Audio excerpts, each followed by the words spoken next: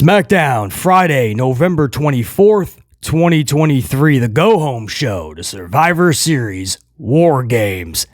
Don't have a lot of time for this review, not even sure how I'm going to fit it all in. That's what she said. But you are going to get a review of SmackDown because, quite frankly, I did the notes last night. And they're not going to go to waste. So that's the main reason. I did some good notes. You're going to get my thoughts on SmackDown just hours before Survivor Series. And the reason we don't have a lot of time for this review, you can see we're still in the Packers setup. For those that don't know, I started covering the NFL this year on the channel, more specifically the Green Bay Packers. There was a big, huge Thanksgiving Day victory, the Packers over the Lions. So we cut a massive review, and that was the last time I was in the office studio.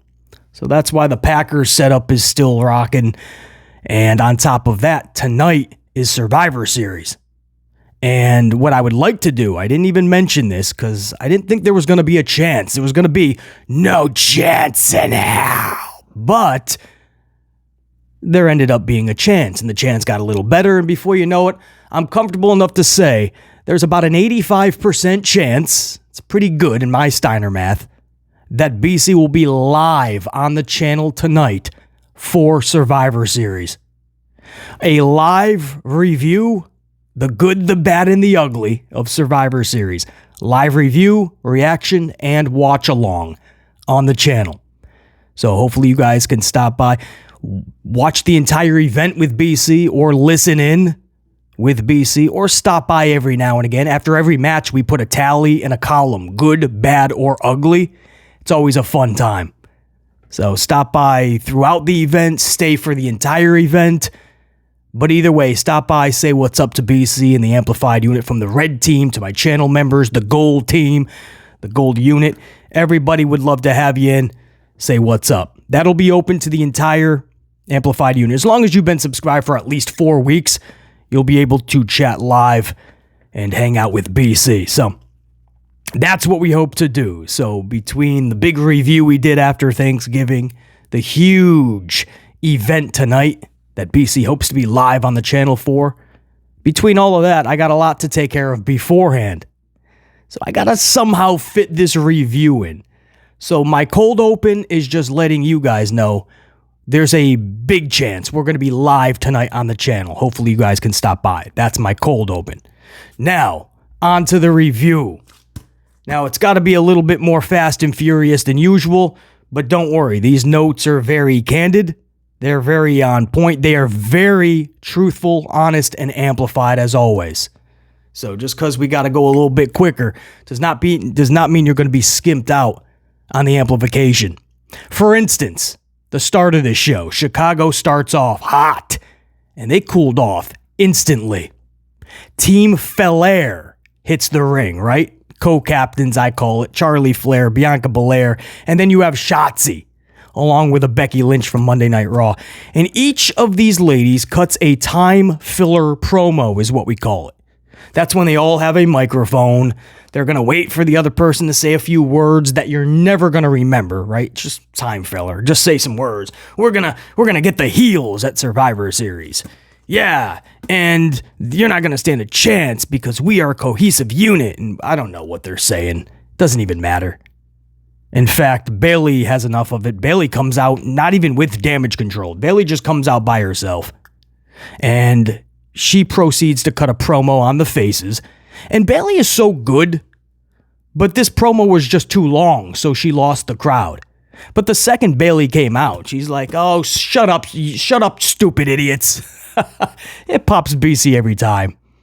Every time she calls somebody an idiot, I don't know, I laugh a little. Bayley's good. Bayley's obviously a good wrestler. Bayley is good on the mic, but they give her such long monologues that the crowd can't really get behind it because the story is not that intriguing for the crowd to get behind. Just not. You're stuffing all of these ladies into a double-fenced cage. Okay. I mean, how many times have you seen Charlie and Becky face each other? How many times have Becky and Charlie Flair been friends and then enemies and then have to be forced to coexist, for instance? But that was the whole storyline last night. The biggest story of last night was, can Becky and Charlie coexist?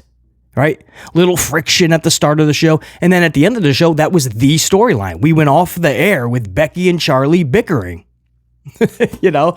And I'm sure some fans would just be like, wow, the layers to this storyline is amazing. And that's fine, right? But a lot of us, we have our bars and our expectation a little bit higher, right? In 2023, after seeing years of that, maybe we could do better. That's the go-home show, you know? Can Becky and Charlie coexist? A week ago, Becky's not even on the team. And she's on Monday Night Raw. It doesn't even make sense. So my point is, right, this isn't just ripping a segment apart, by the way, because Beasley is so negative, so harsh. Wow, man, just enjoy wrestling. No, I can do whatever I want. I don't have to enjoy anything. I want to be captivated by pro wrestling. I don't want to just enjoy it. I don't want to sit there and do golf claps and then chant stupid things like, this is awesome, because he did a Canadian Destroyer Hurricanrana 720 Ultra Somersault Splash. No, you chant that. You look silly. You look stupid. No thanks. Got a little bit better of an IQ there. I'm a little bit better than that. Yay me. Oh, party, streamers, confetti. Give me pyro. No. I want a little bit more than that. It's 2023. Stop. If you think I'm going to watch that and then go, wow, man, the layers to this storyline. I have to see them in a double fence. You're acting like we didn't see nearly this same match last year at WarGames, right? Damage Control is in there with Becky, Charlie. Asuka was just flipped over, right? Asuka was on Team Charlie and Becky. And then there were some other puzzle pieces that were moved around. But, I mean, we saw a lot of these components just a year ago. So, again, it's not about ripping the segment apart just for kicks. Chicago started off hot, and by the end of the first segment, Chicago was asleep. I mean, you can watch and listen yourself. That's one of those things where you take BC's review and then you go, nah, BC's just being a little tough. BC's tough. Well, yeah, but go ahead, do yourself a favor and don't do this. But if you really want confirmation, watch and listen. And at the end of that segment, it'll tell you everything you need to know. This just leads, by the way, to Charlie and Becky versus two members of Damage Control later in the night. So the whole first 10 to 15 minutes just set up a weird tag team match later in the night.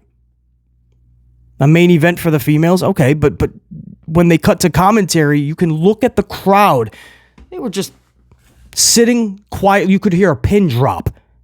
There was two dudes that obviously they had a couple too many already, so they were standing up trying to get on the camera. They're like, "Hey, Jenny, I'm on TV. Jenny, can Jenny see me?" Dude, you're right there in the middle. Yes, sit down so I can not distracted, man. I'm trying to hear Michael Cole say stupid things.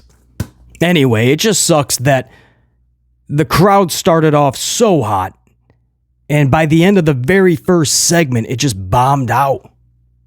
And there's everybody right on cue in the community, right? There's Sean Ross Sapp talking about how WWE pulled record revenue for Chicago for the night and the weekend or something like that. And I'm like, what about the show, man? That first segment bombed out. You don't want to be truthful about that. We're talking about record revenue. You're not going to see a dime of that. You don't work for them. What does it matter? Don't you want a good show? And you got the platform and the audience to try to create that change or to do such. Start the process. Nothing. Ryan Satin at the end of the night, right? This was hilarious. Ryan Satin is talking about what a great show, another great episode of SmackDown, he said. Where's, I'm going to go over the notes with you. Where's the great episode? Not just good. He didn't even say good. I'm looking for the good episode last night.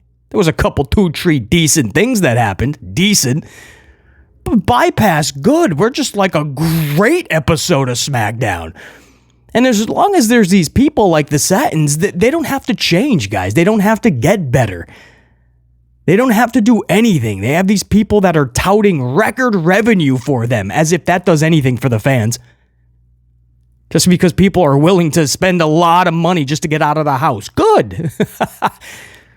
It's not equating in the ratings. People are still flying off in droves. You're just going to these towns or cities and you're getting enough people to spend that kind of money because they desperately want to get out of the house, especially after the past couple of years, 2-3 years that we've been living through with the pandemic and all that. Okay, that record revenue will dry up. Those credit cards only have so much on their credit limit that they're giving to these individuals. It's going to dry up, and then what? I told you guys in one of the last posts we put up, we talked about the ratings and how the Raw ratings are the worst they've ever seen. Guys, they're averaging 1.3s and 1.4s the last 2 months. This is a way worse problem than just football. They've never seen numbers this low. Last 2 months, the highest was a 1.5. That was their highest in 2 months. Under Paul Levesque McMahon, there's massive issues. And all of these outlets and these dirt sheets, everything, the headlines are wild.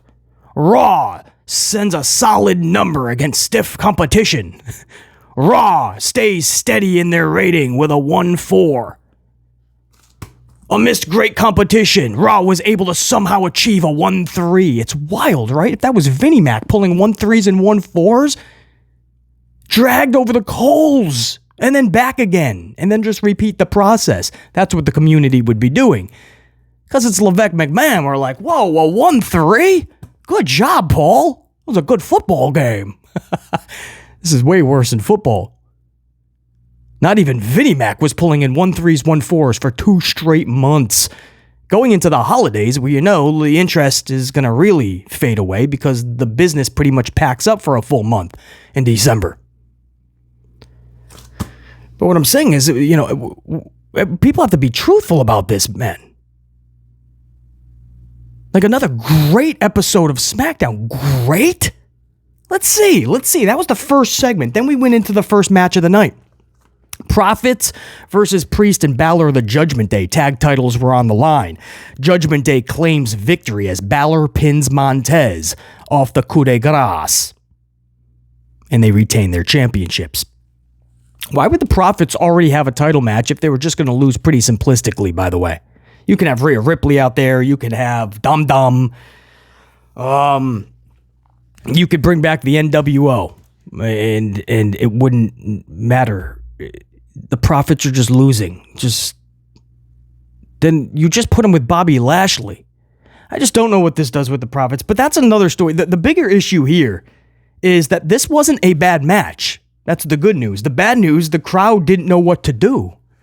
And again, everything I tell you guys, right, in this review, you can listen and watch, go back yourself, right? Everything will back up exactly what I'm saying. I'll never just critique and just give you my opinions, right? Opinions are like assholes. Everyone's got one and they're usually full of shit. I don't care about the opinion part of it, right? I like to talk about the facts in these reviews.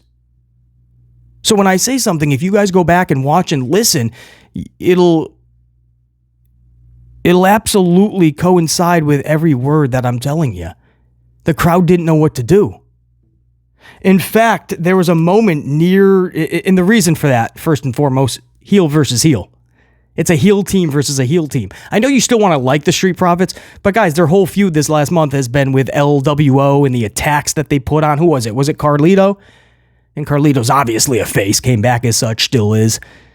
But the Street Profits with the chair and the Bobby Lashley and the nice suit and bragging every time they win, they're more heel than anything. This is a heel versus heel team because that's how it was presented. And there was a moment near the end of this match when some fans actually started to clap to energize the Profits, right? Like you would do for faces. So some fans in the crowd were like, I think it was maybe Dawkins in the ring, something like that. And they're clapping a few of them. And literally, guys, everyone else was like, no. They're heels. We're not joining in on this stupid clap. So it never caught on. The clap never caught on. So you only heard about 16, 21 people maybe clapping. And everybody else was like, no, we're just watching two heels. They probably felt bad because if we do clap for one of them, then they're not really being a heel. right? A heel is supposed to bring out that side of the fan that, I despise them. I don't like that. I want to see them get beat. Right? That's what you do with the heel. That's the fun of it. So when you start clapping and cheering for the heel, it's almost like you're doing them dirty as a fan, right? Sorry, I got to clap for you. There's nobody to root for in this match. What are we doing? And this is exactly... This is the Paul Levesque McMahon era, right? Faces versus faces. Heels versus heels. Just go out there and have wrestling matches, right? I call this mark booking. Because it's for a niche that just wants to see wrestling matches nonstop, right? They don't care about the character. They don't care if it's larger than life, miniature than life. They don't care if they all look the same, like they came off an Amazon distribution assembly line, like a cardboard box, same size, same dimensions, everything. It's just same dimensions, and it just gets shut off, and those boxes have a wrestling match. As long as you do all the cool little moves and sequences, we're going to do all the chants. We'll get a hot dog, wash it down with a Slurpee, and in about 5 minutes, send out 2 more wrestlers. Let's do it again. Every once in a while, put in 4 dudes, call it a tag match, even though it's Tornado. Farthest thing from a tag, so it's basically a fatal 4-way, just 2 on 2. And we'll call it a tag match, and then they do all the cool moves and sequences. We'll do the chants and the cheers, and we'll go and get some popcorn. We'll wash it down with a Mountain Dew, maybe an old brewski, and we'll come back. We'll repeat the process. If we do it about 7 or 8 times a night, we'll call that an amazing show, and we'll do it again next weekend. After we watch 7 wrestling shows on cable throughout the week. But then we'll be right back to the bingo hall. Just go out there and do wrestling matches. You got to do more than that to entertain a lot of us fans. Pro wrestling is more than just the match. Guys, it's scripted entertainment. It's pre-planned. It's rehearsed. I will never use the word, that F word, because wrestling is unlike anything before it or after. There'll never be anything like wrestling, so you can't call it that F word. It's very real in the sense that it's the first ever, but it's not real combat, right? Like when you do all these tournaments and we get excited about them, where's the fun in that? Somebody just sat down with a Posty pad and a highlighter or a Sharpie, and in 5 minutes wrote down an entire month of a tournament. And then we just watch a bunch of matches, and when it's all said and done, after we waited an entire month, 8 shows to a week, we finally get to declare somebody the best in the world. or they're a new champion. It's only the 27th championship in the company. Yes, another one to keep track of. I don't need the tournaments. I don't need all of these like cool moves and sequences. I don't care about yelling, "This is awesome," or "Fight forever." I want to be entertained. And there's a lot of fans like BC that have had enough. We don't care if it's too harsh, too negative. It's just doom and gloom when we review these shows. Well, get better. Get better. That's the best advice I can give you in this review. How's that for a review? Get better. And then you'll win over this sector of the crowd, of the fan base. Because right now, this is very mediocre stuff, and the decisions are horrible. And then you wonder why Raw is in the tank under Levesque McMahon. It's because nothing makes sense. And I told you guys for years on this channel, right? I've had this channel over 5 years. And I've told you, when any audience, doesn't matter what it is, what the industry is, if you lose your audience via confusion, good luck getting them back. I told you guys that, and this has been tried, true, tested. When an audience, when somebody feels confused by something, when they don't get something, when they don't understand something, they walk away. It's the easiest thing for a human to do. Just walk away. Right? It's okay if they just don't like something. You could still actually keep their viewership, actually, as long as it's compelling enough. But when they don't understand, when something is too confusing for them, you lost your audience. Vince McMahon was doing that for years. That's why Vince was losing so many people. Things were not making sense in WWE. Since I started this channel, under Vince and Kennedy, nothing was making sense. Just wasn't. You know, and a lot of people cried because we were so harsh on the channel. Well, yeah, deserved to be. Vince McMahon was making really bad decisions just to try to get he was liquidating, right? He was all just looking about how he can make the most money off of what he's built for decades. And that's his prerogative. He gets to do that. Good for him. He cashed in. Look at the amount of money he has. He's won in life. Good for that dude. But for the fans, no, we're not going to say this is all awesome because Vince McMahon's making record revenue. No, the shows are piss poor. And then LeVec McMahon took over, and I understand a sector of the fans really got excited, right? Because there was a couple of years of black and gold. It was a 1-hour show tucked on the network of WWE, so no stress, no pressure. Vince McMahon's organization, he literally paid for everything. Paul just had to fly in on a jet once a week and oversee the masterminds of William Regal, Norman Smiley getting everybody together, Dusty Rhodes' creation, NXT, and LeVec McMahon got to play Papa H for 2 years. Good for him. I'm not even throwing shade. It was a good 2-3 years of black and gold. The real core of it. But then once it went over to cable, it had to compete with something like AEW, and LeVec McMahon didn't know what he was doing, especially with 2 hours of programming. Before you know it, LeVec McMahon was out. NXT was flipped upside down because the ratings were going so low under Paul LeVec McMahon. These are just facts. Harsh, negative, doom and gloom. You ain't seen nothing yet. We rockin'. Because this will get better.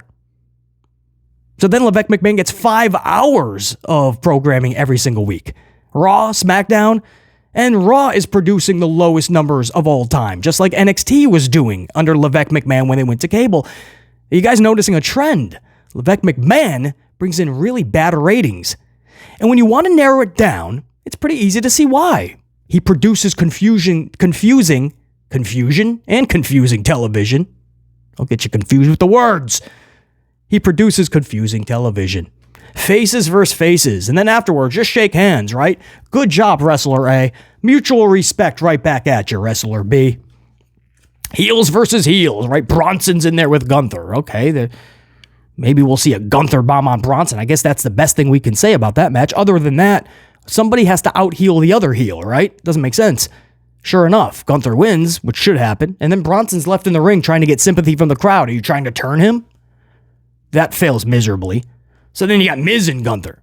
Are you trying to turn Miz? Because obviously he's going to be out-heeled. And they did that. So then you had Miz turn out of nowhere. But so many faces versus faces, heels versus heels. You go back to this match and why the crowd didn't know what to do.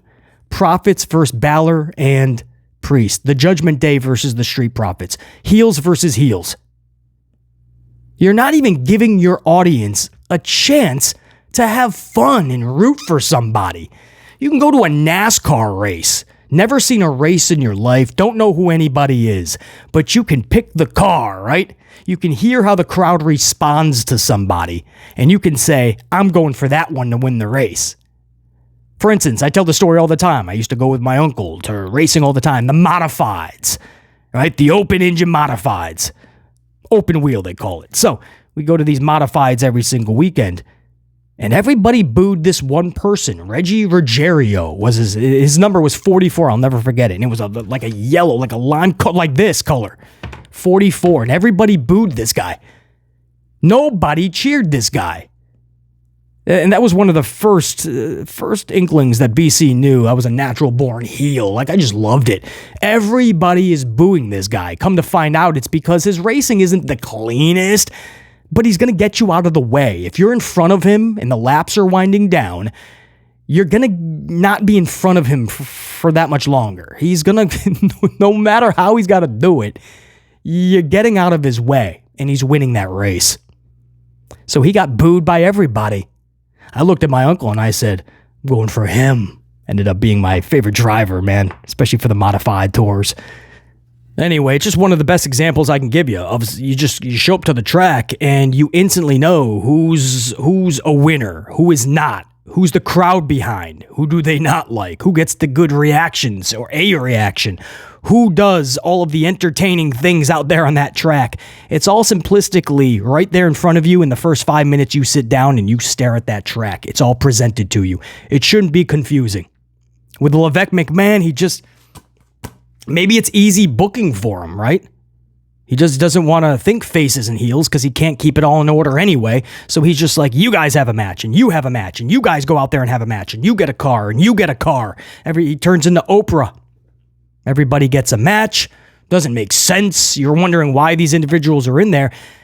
You know, and on one hand, you're just like, just enjoy wrestling, please. Don't worry about faces and heels, please. Well, no, I'm absolutely good. That's pro wrestling. You take faces and heels out of pro wrestling. You don't have pro wrestling. You don't. What are we watching?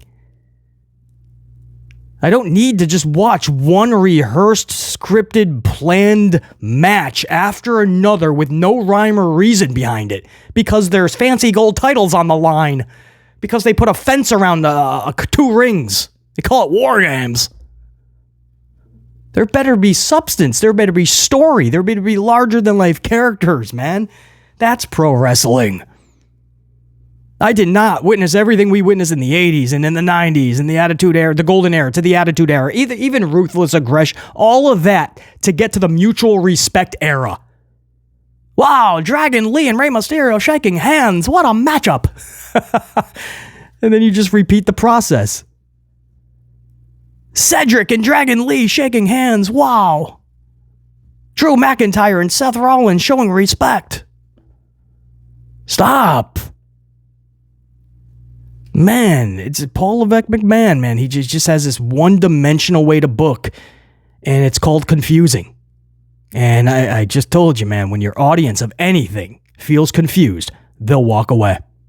Or if it just doesn't make sense to the point where it's just nauseating to try to get any semblance of logic and common sense out of this company, they'll walk away. This was just a weird match. The crowd never could get behind it. And by the way, this does not help the Profits at all. They just formed with Bobby. You thought they were going to get a really big push. They win a number 1 contenders match, which is just everybody in one big match, all the tag teams, and then they earn a shot. Right? They're doing it again on Monday. I think it's Tag Team Turmoil. That's how we're going to determine the next set of tag team opponents for Judgment Day.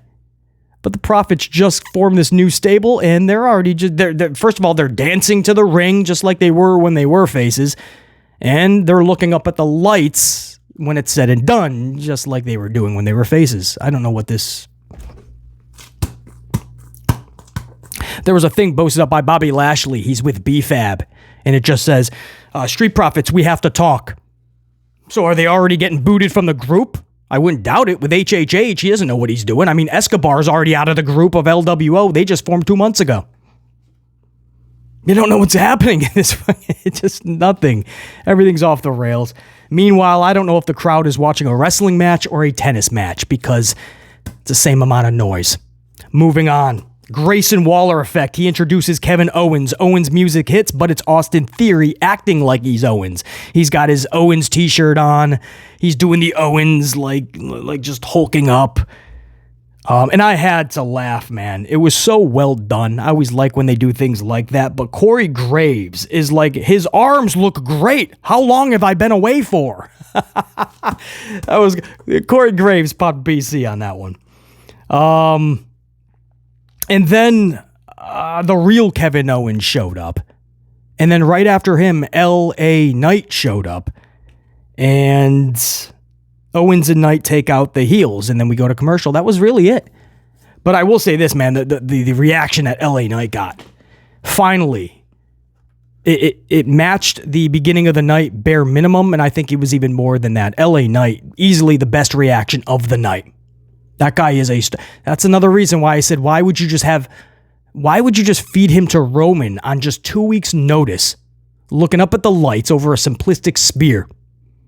And then he's going to be dancing with Waller in Theory, and his big WrestleMania moment will probably be just beating Logan Paul for the United States title. The same title he was going to win months ago, but HHH said no. Rushed him to a main event title match at a B-level Saturday afternoon pay-per-view to be fed to Roman.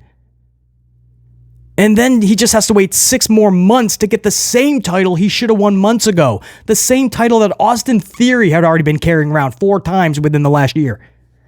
Rollins, Bobby Lashley, That United States Championship has made the rounds. That's the consolation prize for one of the biggest, the hottest stars in wrestling today. At this point, I would leave the U.S. title off of him. It's almost like a demotion. Especially with what Logan Paul's been doing with that championship. Oh, man, I don't get it. And on top of that, guys, not that it won't be a decent to even good match, but Logan Paul could put on great matches. I think there's more of a spectacle for Logan Paul at Mania. I think we're all just wrapped around easy booking, right? The second he lost to Roman, okay, now he goes to Mania and he takes on Logan for the U.S. title. Man, that is not the consolation prize I have in mind for a reaction. Somebody who gets a reaction like that last night. That's heavyweight title type reaction. Not saying he should win the heavyweight title, but you don't force him into a Roman match on 2 weeks' notice on a Saturday afternoon event. Anyway, back from the break, and to end hour one, KO in LA versus Gray and Theory. LA hits BFT on Theory for the W. 65 minutes into this show, nobody's reaction is even close to LA Knights. I mean, it was that rocking, guys. Hour number 2 was as simplistic as can be. Santos Escobar and Carlito trade words, and then they brawl over the course of 2 segments. Escobar is about to break the arm of Carlito, but Dragon Lee comes to his rescue. So they're playing a Carlito injured angle. He could actually be. I'll find out more info. But whether it's story or it's real, all the best to Carlito. But what they did is they still kept the match. Dragon Lee versus Escobar at the pay-per-view tonight, the PLE. How premium is Dragon Lee versus Escobar? That is a SmackDown match. We know that because we've seen that on SmackDown a couple times over the last 2 months. 1 month. We've already seen that. That's not something you put on a pay-per-view. So, I mean, man, I don't know. That's one of those things where I guess there's fans that are going, I can't wait to see the wrestling action between Escobar and Dragon Lee tonight. I'm going to pay money to see that. Yeah, well, I caught it for free weeks ago. I'm smart. Pretty deadly over Brawling Brutes. Ridge Holland is having tension with Butch. So Holland just takes off, right? He's like, I know there's only 3 pieces of triple layered moose cake left, and I'm not going to miss out on any of them. So he takes off, and Butch takes the L. Main event, Bayley and Asuka versus Charlie and Becky. Bayley gets the pinfall victory over Becky Lynch. You're not going to have Charlie take it, you know that. So Becky and Charlie can't seem to coexist, and we go off the air. Sound familiar? We've been seeing that for 8 years with Becky and Charlie. But I know. I gotta enjoy it. I gotta speak about how amazing this was. Fuck off. Nah, not gonna happen. Not gonna happen. Not in 2023. You can't end the go-home show. The go-home show to Survivor Series cannot be Becky and Charlie trying to coexist in 2023. We have to do better than that. We have to do better than that. And thanks to people like BC, we're going to do better than that. Tonight, Survivor Series. Hope to be live with you guys. Hopefully you can stop by and say, what up? You got to be subscribed for at least 4 weeks. That's the caveat. That's the asterisk. A little initiation to get into the unit, 4 weeks. And then you can start chatting and hanging out. So we'd love to have you. Until next time, and there will be that next time. Tonight, hopefully. Survivor Series live on the channel. The good, the bad, and the ugly. But for now, the current status, current situation, we out. Top guys, peace. Check you.